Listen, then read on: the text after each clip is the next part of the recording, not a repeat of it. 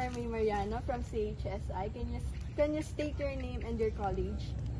I'm Lian Hoves po from College of Engineering. I am Diane Grace Santos from BSEDMA. So I have a few questions for you about sustainability lang. First question is, as a student, how do you participate in sustainability or environmental activities since your last year? For me po, gumagamit ako ng tumbler instead of bibili ng water bottles.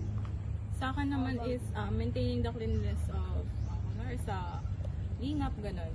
Tapos, yung tamang pagtatapon sa mga basura. Okay. Ito.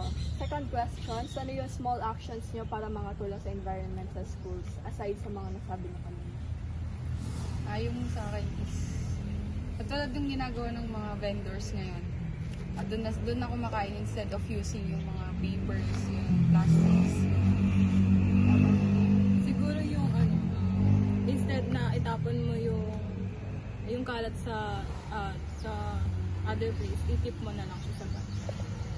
Okay, last questions. In one sentence, paano nyo i-describe ang CLSU pagdating sa sustainability natin?